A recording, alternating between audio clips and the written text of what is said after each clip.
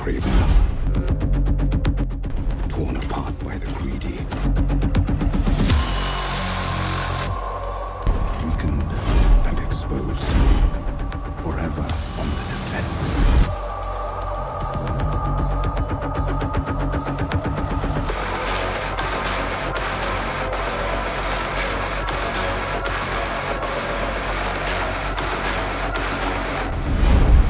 No longer.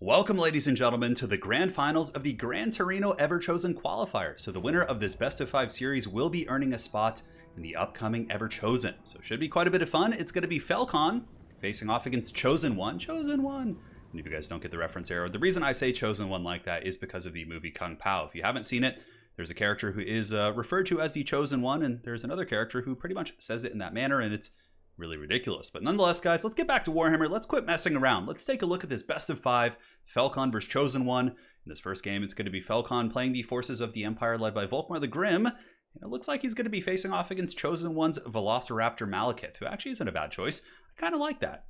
Of course, against a character like Franz, he's probably going to lose in a head-to-head fight, but against Volkmar, he is on the Velociraptor, which gives him good AP and good mass. It also makes sure that Volkmar doesn't have the bonus versus infantry, but yeah, kind of a cool choice there. He does also have Soul Stealer as well. Now for the Imperial Army here, it is going to be a front line of Spearmen, Flagellants, Sigmar Sons, so the classic Empire front line. I feel like probably a good 70 or 80% of Empire builds these days are kind of in this way, right? You have Spearmen, you have the Flagellants, you just the unbreakable front line, and you win with your other assets like your Knights, your single entities, your Skirmishers, your Demogryph Knights, all that sort of good stuff. But yeah, it's quite nice for sure. So yeah, just Spearmen and Flagellants, Sigmar Sons. And he's got Knights of the Blazing Sun as well, which I love. These units are so cool. And also they do have 25% magic resist. And oftentimes in this matchup, you can get caught in blob fights, at which point the Dark Elves with Slaanesha's Harvesters, with Malekith, with Marathi are going to be dropping big fat Soul Stealers, right? So having that very, very nice magic resist, I think, is quite good. We've got a Firecaster as well, Burning Head, Fireball, Cascading Fire Cloak, and it looks like it's going to be Grenade Launchers and 2 basic Outriders, which are actually pretty solid here. They can outrange the repeater crossbows by a little bit, I think. And of course, they lend some very nice fire support against Cold One Knights and against some of the monstrous choices that the Druki can bring to the battlefield. So for the Dark Elves, we've got Dread Spears and Sisters of Slaughter here, and that is pretty much it. Sisters of Slaughter will certainly beat the brakes off these Sigmarite troops. I mean, Sigmar Sons might hold okay, but Flagellants are going to get spanked. So it's the battle of the shirtless dudes versus the almost bare naked ladies here, and I do think the Sisters will have the advantage there. But of course, the Empire does have a lot of heavy cav, and Volkmar is excellent at killing such troops. They have physical resist, Volkmar does magic damage and fire damage, so there's a nice kind of a play there as well. See, on the flank, we got Dark Riders. Dark Riders are a pretty good asset for chasing down some of the Empire skirmishers. Are they shielded? They're not, so they could certainly get wrecked pretty bad by some of that firepower. And it is going to be Cold One Knights, Dark Riders, Slaanesha's Harvesters, and Sisters of Singing Doom. So yeah, a lot of the Dark Elf army is invested heavily in infantry. Sisters of Slaughter, you know, the Sisters of Singing Doom back here, whereas the Empire is more focused on the mobility and, of course, some of the characters via Volkmar the Grim. So the battle is underway, and some light skirmishing right out of the gates here. You can see the Grenade Launchers and Outriders peeling some really nice shots here into the Dark Riders of ChosenOne.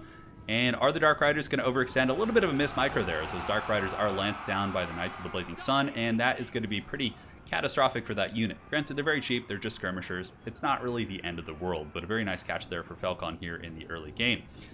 These Knights of the Blazing Sun pulling back, being pursued by Dark Riders as well as the Slaanesha's Harvesters, but honestly, I wouldn't be afraid to take that fight. The Empire does have really good fire support nearby with their Outriders, and Volkmar also will be buffing them. And yeah, you can see the Dark Riders getting terrified here. Knights of the Blazing Sun going to be countercharged by the Velociraptors of ChosenOne, which is quite good. He gets a good flank and is able to catch them a little bit exposed here, but yeah, and then another layering charge coming in from the Knights of the Blazing Sun, so it's charges upon charges, but in the end, it looks like Felkon does get the advantage there. Soul Stealer does go down, but of course the magic resist of the Knights of the Blazing Sun will help, and the Grand Shield of Faith, Hammer of Sigmar, and the AoE bombardments from Volkmar, just so powerful, man. And Malekith doesn't bring too much else aside from the Soul Stealer to that fight. And a Banishment going down as well in the back is able to tear through some of the ladies here. So the Sisters of Slaughter really getting the business. And the Empire isn't like super ahead on the balance of power, but it's kind of that point where you can see they're like doing pretty damn good. So a big Burning Head going down as well is able to tear through the Dread Spears. And it looks like ChosenOne is able to dodge the end of it there with the Sisters. So very good control there. And of course the Dark Elf Infantry trading relatively well, but it looks like they took a lot of damage on the approach with Banishment and some of the Lure of Fire spells. So balance of power really in the favor here of the Empire at this point. Dark Elves do have a saturated engagement here with the Sisters, but they are just getting nuked by Grenade Launchers, which of course is so good against infantry. Outriders are shooting in, and Volkmar is just such a masterful anti-infantry character, probably one of the best in the entire game at dealing with infantry formations. Even against armor, like his bombardments, his banishment, he just brings so much to the table here. Up on the high ground, we have some loose engagements. We have some Empire Knights charging into Dread Spears and Sisters. Flagellants, of course, are losing that engagement against these Sisters of Slaughter, but they have the numbers advantage. Sigmar Sun's piling in, and honestly, the Empire probably will win this engagement, even though the Dark Elf Infantry quality is good. The Empire Knights providing some armor, Flagellants and Sigmar Suns piling in is going to be a pretty substantial boon. Now back in the center, it looks like there is some rampaging, but it's just against spear units. And the Empire Heavy Cav, the Knights of the Blazing Sun, are able to push off the Slaanesha's Harvesters here, who are still steady, but they are a little bit faster than Empire Heavy Cav with 92 speed, but they are forced back for now, really giving the Empire a pretty solid advantage in many of these engagements. And oh no, another Burning Head's going to be coming in. Brutal cast right there. Goes down, and the Sisters of Slaughter get absolutely destroyed by that. Man, nasty stuff. Felkon certainly out for vengeance here in this first game. In this best of 5 series, it looks like there's going to be a Gaze of Malice going down from Malekith as well, which does some topical damage there, some of those units. But yeah, very wild stuff. The last of these Sisters are being broken down. The remnants here of these Sisters easily going to be spanked by the glorious Sigmar Suns as they do charge in here. So you can see these ladies putting up a fight for sure, but the Sigmar Suns have really good combat stats as well and are unbreakable, so they're not going to be turning and running. And that is going to be game 1 going to the Dark Lord Felkon here. A close victory. Yeah, it's, of course, we all know the memes about Total War's close victory, but yeah, certainly a very solid Empire victory there. And yeah, it came down to the cav engagements with Volkmar support, right? So the Cold One Knights just got destroyed in that first engagement, which at that point, it was going to be really hard for ChosenOne to come back. Maybe taking a bit more of a conservative, like not engaging the Empire in a big blob and just trying to like lure them out into a wider engagement could have been proper, but yeah, I mean, Knights of the Blazing Sun, in a vacuum, I'm not sure who wins between them and Cold One Knights. Probably the Cold One Knights because of the armor and AP, but on the charge with Volkmar support, oh yeah, those Knights of the Blazing Sun are going to do great. On top of that, the Outriders and the grenade launchers were not disrupted the entire battle. The Dark Riders were not able to get back there. Felkon's Empire Knights and screening were able to protect them. Therefore, Outriders were just raining fire into high-value targets the entire game, and the grenade launchers just absolutely shreked that one unit of the Sisters of Slaughter. They just got destroyed. But yeah, Volkmar, Bright Wizard, all great choices. I did like ChosenOne's army, honestly. I thought it had some teeth for sure. I just think the engagement with the Cold One Knights ultimately really allowed Felkon to run away with the game, and that was a big deciding factor. But yeah, I mean, it's really common in this matchup to see repeater crossbows, and I think I would have liked to have seen a couple of those. The Sisters of Slaughter, like, I see the application of them of like just burning through state troops, but honestly, I would probably cut them and just mix in like repeater crossbows, and because they're so good against Empire heavy cav and can also, you know, punish Volkmar, though he does have some missile resist. But well played, guys. That is game one. We'll see you back with game two here in just a second. Should be quite a bit of fun. Remember, the winner of this series will be qualifying for the next Everchosen, so very excited for this, and hopefully you guys enjoyed that one. We'll see you in just a second. And now, ladies and gentlemen, we're back with game two, which is going to be Felkon playing the Vampire Coast. And kind of a funny thing, he usually talks about how much he hates undead, but alas, he has brought Solastra.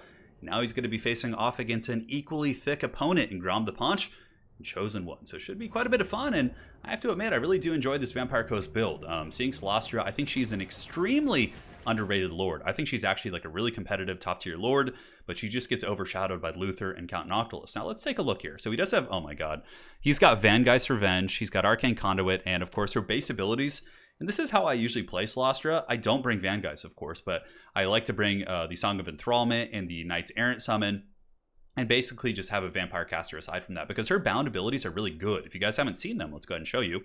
Song of Enthrallment does lower melee attack and also speed, which is really good. Knights Errant summon that cause terror against Greenskins is really powerful. And of course, he's got a Vampire Caster. Aside from that, a big air force of bombers. Bombers are a very excellent counter against archer lines because they're more mobile than the archers, right? So what you do is you go up against the weak side of the flank and you work your way methodically through the whatever archers you're facing. It's better against some factions, definitely pretty good against Greenskin archers. Savage Orc Airboys have 0 armor and Orc Airboys only have 30, so aside from that, we got a Morngul Hunter, a bunch of Sirens to cause terror and circumvent Savage Orcs, and that's pretty much it with some Bombers, of course, which are one of the best units probably on the entire roster. So now for ChosenOne, he's got a front line here of Savage Orcs. It's going to be Goblins as well. I'm a fan of Savage Orcs in this matchup. I like Savage Orc Biggins a little bit more, but Savage Orcs, of course, can really do some big damage against, any of the chaff units, right? Any of the deckhand mobs are going to get wrecked pretty good. Grom the Paunch is a great choice. I really like this from ChosenOne. I think Grom the Paunch is incredibly tough to snipe, durable. He can really get into the bomber lines. He can pretty much, yeah, and honestly, he's not bad against single entities either. Grom the Paunch is just a great character for sure. So he is going to be going for the double Stone Troll, who of course Stone Trolls have magic resist, which is nice against the Sirens, I suppose. A little bit of missile resist as well, always good against the Vampire Coast, but he's got Bob as well. So Bob is going to be rabble rousing, and the Black Orc Big Boss does give immune to Psych, which is super valuable here. So I like that from ChosenOne as well. Definitely if Felkon had come in with a, let's say, a pure Crab Rush, that would be a really, really hard counter. But on top of that, they'll be very nice against Solastra and some of those thicker targets. Archers, we got Orc Airboys, 4 of those bad boys, Orc Biggins, and more Goblins with 2 Goblin Wolf Chariots. I don't know what it is. I've been seeing a lot of Goblin Wolf Chariots lately in competitive play. I think the first time I saw it was, I think Soothsayer was using them in some tournaments he was playing in, was doing a very, very good job with those bad boys. Anyways, here you can see the Goblin Wolf Chariots are going to be rolling, in the great words of Fred Durst there. Perhaps doing a little bit of maybe some engagements here, but Felkon is able to rotate out here with the Morngul Haunter and with Solastra, and is going to be trying to force those Orc Chariots back to make sure they don't get in, because the Goblin Chariots would actually be a really good tool for disrupting bomber lines. Now, we do have some light engagements here. You can see Felkon coming in with the Deck Dropper Bombers, able to get some decent engagements against the Savage Orc Airboys, but ultimately it looks like ChosenOne was able to get the better engagement there, doing more damage to these Deck Droppers, not outright killing too many models, but the HP damage is certainly valuable. Now, Grom the Paunch just going deep, so ChosenOne with some nice harass here in the beginning. Nice and thick. Fist of Gork has also popped. Look at that, nice play. Gives him the magic damage, so he's able to really kill a ton of Sirens. Like, each swing is just karate chopping these Siren models, but he's got to be careful, man. Here you have the Morngul Haunter and Solastra. Solastra does have a slow, and the Morngul Haunter's got those wacky inflatable arms that can do some big damage. Ooh, a nice Brainbuster coming in from the Greenskins there as well. So far, ChosenOne with some very solid engagements here, though he does take some damage on the Paunch. Bomber is still taking a lot of damage, but Felkon responds very nicely with an Invocation of Nehek, which I believe does hit 2 of the Deck Droppers. It only hits 2, plus those ground units, but still not the worst thing in the world there. Now on the far side, the Trolls and Goblins are pushing in, and you can see the Vampire Fleet Captain is getting worked on pretty good. Stone Trolls, like I said, hit very, very hard, and she is paying the Troll Toll 100%. And the archers are also shooting with, you know, relative freedom here. Now, Grom the Paunch is lurking here on the wings. It looks like he's a little bit static now. Oh, he's better be careful. He's got to move. I mean, this is one way he could throw the game here so far. If Grom the Paunch gets taken out. Oh, Song of Enthrallment going down. Grom the Paunch is down to 13 speed because, again, the Morgul Hunter also has a slow. Man, Grom the Paunch getting owned here. Brutal stuff. And it looks like there is going to be a Damn Knight Errant summon here from Felkon, which is quite good. He can either use it to pin or chase off Grom the Paunch, or he can use it to get into the archer lines, because those archers are doing some solid work for sure. Bombers are crumbling, going down, and it looks like some of them might be shooting at Slostra as well. Greenskins are doing relatively solid in the front line as well. Bombers and Deccan mobs are getting karate chopped. Over here, you can see these bombers are taken offline.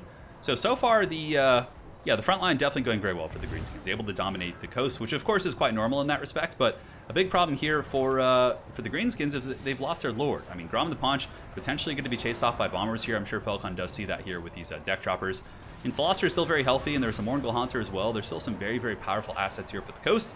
And if they're able to maintain their air force, that's going to be a big problem. If the Greenskin archers are just getting taken out by these Damned Knights Errant summons, and the archers get shreked by the bombers, man, Slostra is going to be a huge raid boss to take down.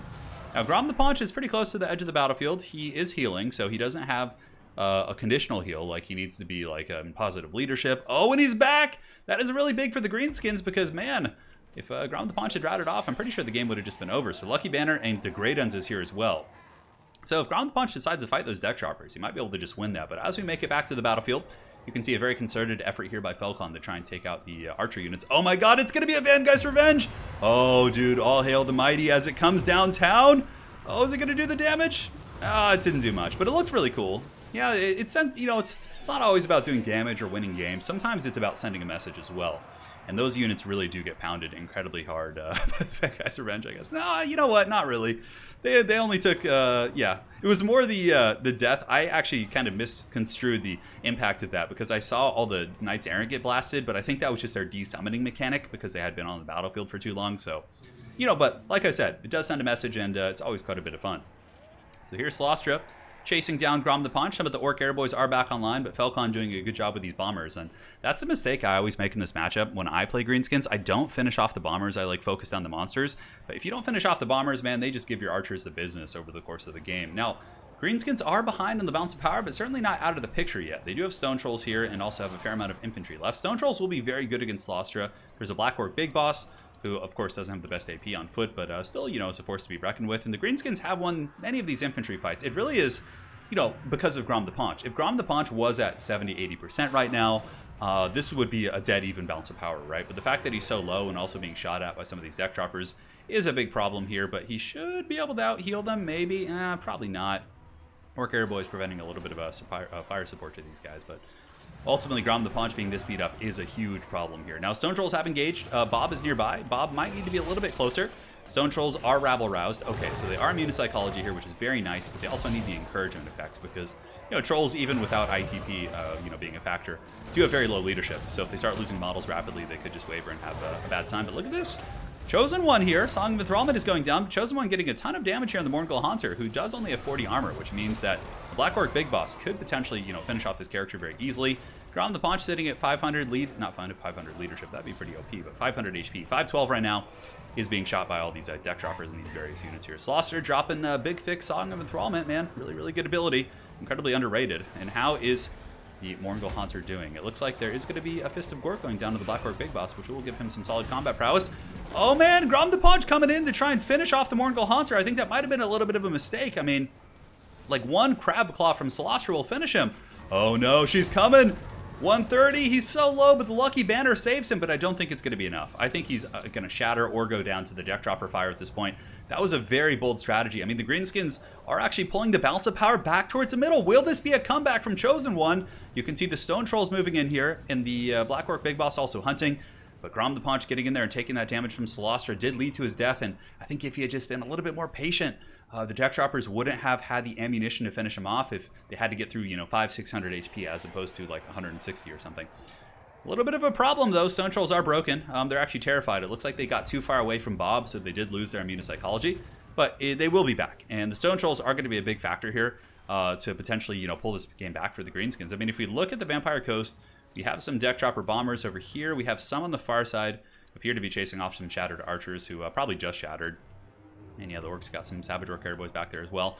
But Slaughter is, you know, in the danger zone. She's very tanky. 150 armor is always good, even against AP units. Every unit does have not a percentage value per se, but every unit has a certain amount of their damage that does pierce armor, but there's still a fair amount that doesn't. So having the armor even against AP units is still useful, right? But yeah, you can see the Morgul Hunter is crumbling, man. He's getting spanked. Wacky inflatable arms, man. Going back to the used Carly here. He's going to be crawling. He's like, Anakin, I'm too weak. Help me, Stone Trolls. Crawling after those guys. He's negative 15, taking 10 per second. He does have the hunger, so he also heals when he's in combat. So the crumbling isn't too punishing to him, honestly, because he does have that self-healing mechanic here. But you know, that would be an interesting one. Yeah, I wonder, like, if like, are there any units where, like, they don't? Yeah. Anyways, a subject for another time. But here, the Morgul Hunter, -1. It looks like his leadership might be stabilizing, which is pretty crazy considering how beat up he is. And Celestra is actually taking a bit of work from that Black Orc Big Boss, guys. Balance of power is like dead even now. ChosenOne is pulling this game back, but oh no, the Stone Trolls here do get attacked by the bats, and they've been broken so many times. One more break might even shatter them. No, they're actually just broken, but Felkon is really, of course, keen on this. He should be able to get his deck droppers and make sure to chase off those Stone Trolls and keep those guys from coming back here. So, wild times indeed. Stone Trolls have earned a couple chevrons this game, so those guys doing Du Bois proud. And Celestra is going to be trying to chase down those trolls as well, which is certainly smart. You need to get them off the battlefield. They are the biggest existential threat to Thickfin here. Now, around the whole battlefield, we got deck droppers, deck dropper bombers, and it looks like a little bit of ammo left on them, actually, so it could do some decent splash damage. So we'll do some fast forwarding as the Benny healing continues and he chases off the trolls. You can see here. Oh man, Felkon had some tactical reserves, so some Sirens he may have forgotten about. Still, of course, 89 kills, but coming back in, these Sirens are going to be a big problem. I mean, Bob is here, so at least the entire Greenskin blob, as long as they don't overextend, will be immune to psychology. Deck droppers have engaged in combat against some of the goblins here. And Celestra and the bats have chased off those trolls, which is quite good. So balance of power is still pretty even. Greenskins certainly do still have Bob. And here you can see the Sirens are just kind of pulling back as Felkon is chasing down goblins and other units there. But it looks like it's about time here for the final battle. And yeah. The bats, of course, are attacking the goblins here, so fulfilling that attacking rule there. And here comes Celestra. It is time. The final battle for the fate of Middle-earth, or the this map, I should say, is upon us. So Celestra is going to be charging in, and there aren't going to be any terror routes. Granted, if Celestra could, of course... Oh my god! Vangeist Revenge! Oh, man, come on. Well, let's see what it does hit. Let's get the cinematic shot of this, since it's not going to do anything anyways. It's funny, both players like scattering to the winds. Oh, a couple Sirens getting hit as well, but it seems like a handful of big ones maybe got karate chopped there. But again, like I said, it's not always about winning, it's about sending a message. And here you can see, that's not actually true, guys, just for the record. The Orc Biggins here are getting taken out, and Celestra and the Sirens should be able to win this. I mean, there's no way a Black Orc Big Boss is going to be able to solo Celestra on her crab with, 3,000 plus HP. So if we look around the battlefield, are there any variables that could swing the battle back for the Greenskins? I do not think so. The Orc Biggins are breaking, and it's only a matter of time before the big boss does get finished off by the big crab lady, and that's going to be that. So Felkon up 2-0. Now, if Felkon does win the next game, he will be qualifying for the Everchosen. However, if ChosenOne is able to win the next game, he pulls it back and keeps himself here in this series. So yeah, I mean, I like Felkon's army. I think it's good. I mean, the deck dropper bombers are solid. These deck droppers are decent for sniping Savage Orcs and things like that. And yeah, it was fun, man. I'm trying to think, like, yeah, I don't know. Vangeist Revenge is probably the one thing that took away, because in using Vangeist Revenge, Felkon didn't have the same Winds of Magic for other things. Although I think he did just lose his Vampire Captain, like, pretty mid-game. So I guess it didn't really matter anyways. But yeah, it was really fun. I like both builds. I think ChosenOne's build is quite solid as well with Stone Trolls. There's a couple ways you can play that matchup with Greenskins. Some people just opt to not to get Stone Trolls, and they just get like 1,000,000 archers, like 6 archers plus like Spider Rider archers to like chase down deck dropper bombers and really kill them quickly. There's a bunch of ways to play this, but I do like his build, and I think it was capable of winning. Really, I mean, ChosenOne definitely almost pulled the game back. I think if he hadn't lost Grom the Paunch or taken that much damage earlier, I think he could have been in a commanding position and potentially could have taken the game. But yeah, Grom just getting beaten down like that. Felkon had a really nice catch using Celestra plus the Morgul Hunter with the dual slowing effect to really just butter that man's bread right there. So that was a fun one. All right, guys, that's it for Game 2. We'll see you back in Game 3 in just a second. And now, my friends, we're back in business with Game 3. So it's going to be Norsca led by Felkon facing off against the Empire of ChosenOne. Now, I don't know if you guys have noticed this build yet, but it is going to be a mass troll build. It's going to be the ultimate troll toll. So in total, it looks like Felkon is going to be coming in with 4 Norscan trolls and 2 Norscan ice trolls. So this is a very interesting build for sure. I mean, the Norscan trolls certainly do have some teeth against Empire. They're able to beat down greatswords, and more importantly, they're very good against Empire heavy cav if they are properly supported by marauders and infantry units. But again, They're also very low leadership, susceptible to being taken out by Franz type characters and terror routed, but yeah, we'll see, man. I'm hyped for this. So Frontlines Marauders, not much tactical analysis to say here, but there's a ton of angry trolls. That's all you really need to know. We do also have 2 Norscan Ice Trolls on the flanks. Throg, the Troll King, is quite good against Empire. He can fight the big legendary lords, and yeah, he can fight the heavy cav and Demogryph Knights quite well. The downside of him being, of course, is that he is a little bit weak against Focus Fire from Huntsman, from any sort of powder unit. Very, very susceptible to that type of play. So it's a bit of a risky play for sure. Wolfric probably a little bit more common here, I guess. I'm not sure though, but I do like Throg in this matchup. Aside from that, he's got a bunch of Marauder Horsemen just to counter the Empire skirmishing and harass and dive the back line, and that is it. So for ChosenOne, he's got Marcus, a man after my own heart here. Marcus Wolfheart, one of my favorite lords to use in the entire game. He's got nets, he's got sniping. It looks like he is going to be hunting a beast of sorts in Throg. And aside from that, he's got Flagell and Sigmar Sons. A secondary battle line is going to be Halberds. So yeah, very much a defensive, I don't know if I would call this an augmented box here, but he does have a handgunners here, and a Hammer of the Witches, which is going to be super useful. This thing is excellent at just picking off troll models.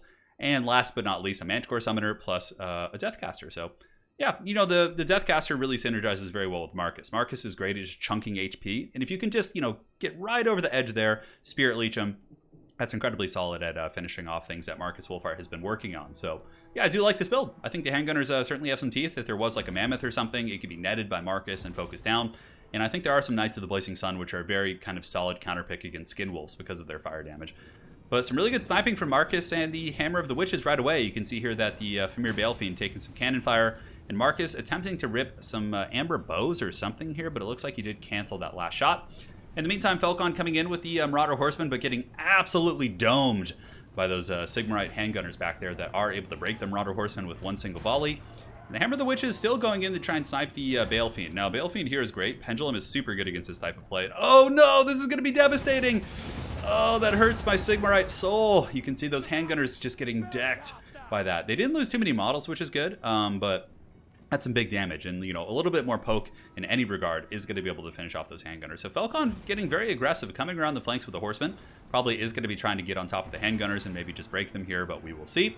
And now the main battle line is underway. The Norscan Trolls have been given an attack order, I think, past the Sigmar Sons. A little bit tricky, but we'll see how that unfolds. And the Marauder Horsemen just kind of circling here and trying to just be mainly a distraction of sorts. A net going down as well, so here ChosenOne is able to drop a net. Now Throg is getting... oh god, he's getting pounded by that firepower. Nasty, nasty stuff. The Troll King certainly in a bit of a precarious situation. Organized Trolls are slightly untouched here, and of course you have to remember Trolls do heal, and the Wintertooth Crown has been activated to make all these nearby units unbreakable, so Throg isn't going to break here. He probably would have broken by now from all that firepower, but we'll see how it unfolds. Now the Trolls have gotten into the front line, and they're battling Halberds, which is a good play for the Empire. Another nice Pendulum coming in from Felkon. God damn, those Pendulums are nasty. But in the front line, it's going very bad for the Norskins. The Trolls have been stuck in combat by 2 layers of Imperial infantry, one of which are anti-large halberd units, and there's also handgun fire peppering into them. The Norscan Trolls are in a bit of a mass exodus, you can see. That's the risk of Trolls, man. They hit hard, and they're fast, and they heal, but their leadership is quite god-awful, so you really have to account for that. Felkon diving the back line and going in for a very aggressive push using his Marauder Horsemen, but ChosenOne with a nice kind of a patient response here. He does have the Knights of the Blazing Sun sitting there defending them, and there's also some spears, so the Norscan incursion here in the back line should be dealt with shortly. And here you can see the Marauder Horsemen of Felkon being chased off by Manticore Summon. It looks like Throg, without the Wintertooth Crown, was sniped by Marcus and now is being taken out by a Feral Manticore. And ChosenOne really pulling ahead very, very rapidly here in this game. But I have to say the Troll Toll, still could be paid. It depends. The Norscan Trolls are coming back, and remember they heal, so they come in waves here. And we have some Norscan Trolls getting into the back line. Like, for example, if the handgunners could be taken out, but there's so many halberds too, which is very, very tough. That's going to be a big problem for the Norskins to try and take out. But, it's clobbering time, man. These handgunners getting crumped pretty good, and now more crumping coming in as all the Trolls are pretty much on their way back. But, man, the Empire has so many infantry. Flagellants, Tattersouls, Spearmen. The Hammer of the Witches somehow, some way is still online. And it looks like on the outside of the formation, we do have some Trolls fighting the Knights of the Blazing Sun. Of course, the fire damage against the Trolls, incredibly useful, as they do take an extra 22% from fire damage sources, which does help. But Knights of the Blazing Sun might still lose that because there are 2 units of Trolls beating on them, plus some Marauder Horsemen absorbing some of those attacks. This is going to be a tough one for Felkon to come back from, though. With the Throg man being chased down by some spears, he might just route off the edge of the map.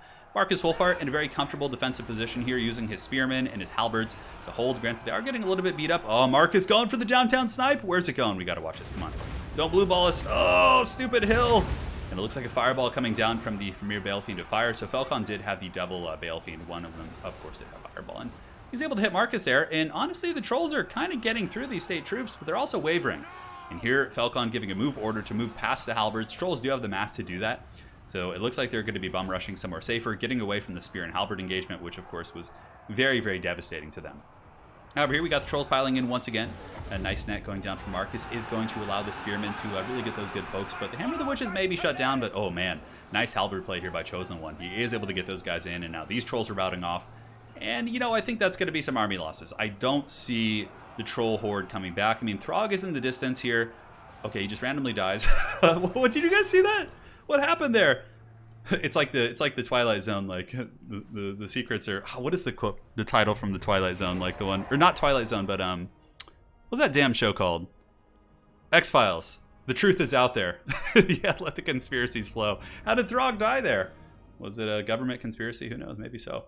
Well played, man. ChosenOne certainly held back the troll toll quite well. Good sniping, good control, and was able to keep his handgunners and handgunners going for quite a long time. Felkon, of course, his pendulums were amazing, but I do think he was memeing quite hard with that build. It's definitely not a competitive build. It can win, mind you. If ChosenOne had gone for, let's say, like an Empire cav-heavy build, for example, let's say like 2 Knights of the Blazing Sun and like 3 Empire Knights, which is something you see, I think that troll build actually could have really beat down that build quite badly. Because trolls plus marauders are just so good against Empire, like heavy cavalry. But against like a build that's handgunner focused with cannons and like Marcus and like Terror from Mancores, it's and all the halberds too, like it's going to be really bad for the trolls. But well played to both players, guys. ChosenOne is on the board. Will the ChosenOne come back? Perhaps even out the series here in this next match and take us to a rubber match in Game 5? I certainly hope so. I love seeing some epic Game 5 finales. But of course, if Felkon does win the next game, he will be advancing on to the Everchosen. We will see, my friends. Good luck to both players, and we'll see you in just a second. All right, guys, and now we're back with Game 4 between Felkon and ChosenOne. So it's going to be Felkon on the Greenskins, which he has said on many occasions is his worst faction, but looks like he felt pretty comfortable playing them against Skaven, and it is going to be ChosenOne on Skaven. And if memory serves, I remember ChosenOne being a very, very good Skaven player, so this should be a pretty solid scrap for sure. Let's take a look here at the Troll Toll build. So for the Greenskins, we've been seeing a lot of Greenskins here in this tournament. I guess they're a really top tier faction from the most recent DLC, of course. But it's going to be goblins in the front, goblin wolf chariots as well, making a very trendy comeback once again. In the forest, it is going to be a stone troll build, and stone trolls are really good against Skaven. Skaven do have a fair amount of magic damage and, of course, a ton of missile play. So having armor, magic, and missile resist all in one nicely packed package is very useful. On top of that, against doom wheels, flares, plague furnaces, screaming bells, stone trolls are a great asset for bringing them down. Grob the Paunch is also incredible. He's very tough to snipe for the Skaven, and most of the Skaven characters, assassins, Lord Skrolk, they have a ton of foot characters and foot units in general. So Grob the Paunch is an excellent choice. Now, it is going to be double River Troll Hag, one of which has the Doom and Darkness, and the other one has Spirit Leech. But the main reason you do this is to get the double slowing ability. So there's double Mither on those units, which is very, very good. And yeah, in total, I think it's 2 trolls. There's going to be some Savage Orc Biggins there, pretty useful against Ogres and Hellpits. And aside from that, it's going to be a ton of Forest Goblin Spider Riders here for Felkon, just to circle, chase things down. Skaven are a faction that do break quite often and then come back, right? They even have an ingrained ability. So if you guys haven't seen this, each kind of faction generally has some like a little gimmick here and there. And one of the ones for the Skaven is the Strength in Numbers here, as well as the Scurry Away. So yeah, they basically get a benefit for running and can return to the battle faster. And it's kind of a funny thing, but yeah, that's appears to be it for the Greenskin army, aside from this incursion force on the hill, Day Peak Loonies, and a bunch of Spider Riders, so we'll see what Felkon does with those. Perhaps just some backline disruption. And ChosenOne has a very nice defensive position here. The fact that he can use this terrain does deny the Greenskins an entire flank and really helps to protect these mortars. So yeah, ChosenOne does have a Doom Wheel. He's got a Gracier Plague on Furnace there, a Screaming Bell, and double Assassin. Assassins are just always useful. They hit hard. Trophy Heads and Rival Hide Talisman are both very powerful abilities. I dig it, man. He's got the Plague Monks here. He's got Clan Vulcan's Hail Slashers, Warplock Jezzails, and Mortars. Mortars are great against infantry. Jezzails are good at sniping Grom the Paunch. And plenty of defense. And what I like about ChosenOne's build is he doesn't have too much ranged units, or too many ranged units to protect, right? He's got Jezzails and Mortars. That's pretty much it. So it's not like he has like those plus an artillery piece, because if you kind of get too much ranged units against a good Greenskin, Norscan player, Vampire counts, you tend to not be able to protect those units. But if you bring like 1 or 2, like ChosenOne did here, you are going to be able to protect those bad boys. So I think that's quite cool. So yes, the Doom Wheel is coming. Here comes the Wheel of Doom. It's rolling forward. Going to be getting in there. going after them goblins right there. And the Goblin Wolf Chariot's going to be intercepting, so I guess another unseen purpose or use here of the Goblin Wolf Chariots is to serve as a mass piece and actually block the Doom Wheel. But man, ChosenOne's Mortars getting a 2-for-1 there. They're just goblins, I guess, but if the Mortars switch onto the Savage Orc Biggins here, I think that would be the proper play. Now, Grom the Paunch is circling about, but of course he does heal himself, so the Jezzail Fire isn't going to be like ending him, but it is good pressure here from the Skaven, which does put a bit of a clock here, of course, on the Greenskins. Here comes the Rat Ogres, able to fend back Grom the Paunch and also get some really good damage. His leadership dropping to 69, that's what she said. And yeah, getting some damage, but now comes a big Greenskin onslaught as well. River Troll Hags, Stone Trolls, and the Skaven are going to be dropping Clan Rat summons and also sending in spears, and this would be a really good spot for the Mortars, just to like nuke this whole Greenskin pocket. But it looks like the Mortars, for the most part, are still getting great value against Goblins, and those units are wavering pretty bad. Ooh, Doom and Darkness being used, I think. It looks like it might be going down. No, Aspect of the Dread Knight. Okay, I was wrong. But that gives a terror to all these units in leadership. And oh, look at that. Assault of Stone from the Troll Hag, doing a ton of damage there against the Clan Rats, and maybe some damage to the Ogres. I'm not really sure about that interaction there. But now the Mortar teams are shooting into this Greenskin blob, which is going to be punishing. And though it's not great against Troll-type units, the Savage Orc Biggins will pay the price for that. Now in the back line, a little bit of diving. Felkon coming in very aggressively here with Ogres. Or not Ogres, excuse me, with Forest Goblin Spider Riders here. And it looks like the Rat Ogres were able to intercept, but 8 Peak Loonies might actually be able to help them win that fight. And the Mortars have been temporarily taken offline by Spider Riders. And also, the Greenskin just haggard blob here of Stone Trolls and River Troll Hags are getting into this back line. And really, this is a huge problem here for ChosenOne. I mean, he needs to protect these Jezzails and Mortars, but against this onslaught of just high mass units pushing through, he only had a couple Ogres, I guess. And one of them is very inundated here in the back line and is now broken. And aside from that, there's no Hell Pit. There's no more Ogres, I don't think. Yeah, and the Mortars are taken offline. The Jezzails are taken offline. Felkon seems to be in a pretty dominant position. And now the Spider Riders will chase off the Ogres. They'll chase off the Jezzails and the Mortars and all those units that are broken. Now, Skaven do have their Doom Wheel back here. But the Doom Wheel is, like, not going to do anything against the Trolls. Like, it's just going to get spanked by the River Troll Hags and also by the Stone Trolls. Grom the Paunch rotating in once again. It looks like there's going to be a Bless with Filth going down from Skaven, which will imbue poison damage. But just looking here at the situation, looks like the Assassins may have been left idle, which is unfortunate. How many kills do they have? 0 and 2. Assassins aren't bad at like tearing down troll models. They do enough damage to kill them more or less outright. They're pretty close to it at least, but yeah, they're coming in a little bit late, right? Like all the support is gone now. The Clan Vulcan Tail Slashers are broken. It seems like Greenskins are in an extremely dominant position. They have been able to crump these Skaven really, really hard.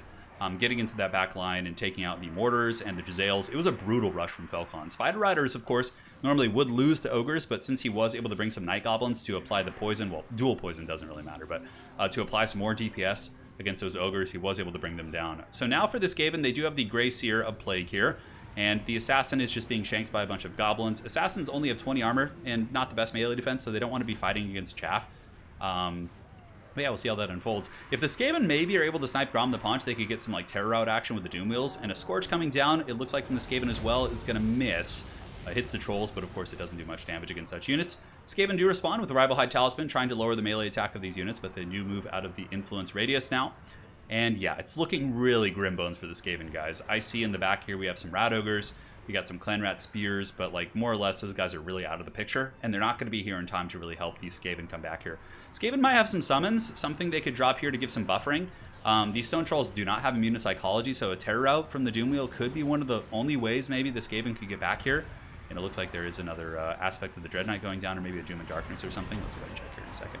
Yeah, Rival Hide Talisman, going to be lowering the melee attack of those units. This Assassin is being beaten down by everyone's favorite lunch lady, the Giant River Troll Hag. She's got her sack of meat and is delivering quite a blow here to this little Skaven character. He's getting the business nice and good like. Imagine fighting not one, but two angry lunch ladies. Aspect of the Dread Knight going down. Skaven character immediately terror routed simply because of his current health status. And the River Troll Hags are on the hunt, man. These Assassins, they better run for the hills. And it looks like ChosenOne is able to get back with his Grey Seer Plague. But, yeah, man. He's trying here. Unholy Clamor does go off, giving leadership to the entire Skaven army in Vigor. It's a very powerful ability. It's one I actually almost never used, but I do think it's quite good. It just doesn't suit my playstyle, really. But yeah, the Grey Seer is running. It looks like the Skaven do have their troops coming back. Could there be a glimmer of hope? Rat Ogres, Clan Rat Spears able to jump on the AP Gloonies, but there's just so many Trolls, dude. And the problem is there's like a ticking clock, like I said. Grom the Paunch is healing, so all the value that Skaven were able to get off Grom early is evaporating. And on top of that, the Assassins here are just being crumped and beaten by giant sacks of meat, which of course is a fate nobody wants to meet. But it should be army losses here in a second as the Greenskins are going to be clinching the deal. Mither is down, lowering the assassin's speed and allowing the lunch ladies to chase him down and lay a bit of a righteous beating. And the Grey Seer Plague is rolling about as well. We will see. Like another Scorch effect going down. He's able to hit the goblins. But that is going to be it, guys. Felkon is going to be in the next Everchosen. So, of course, he has earned a spot here in this qualifier. Congratulations to him. My apologies, guys, that I wasn't able to get this on the stream. My internet service provider for that day, apparently, was having some huge issues because of local fires. And again, I hope everyone is safe out there with all that nonsense going on. But yeah, congratulations to Felkon, man. And playing Vampire Coast and Greenskins, 2 factions that he doesn't normally play often.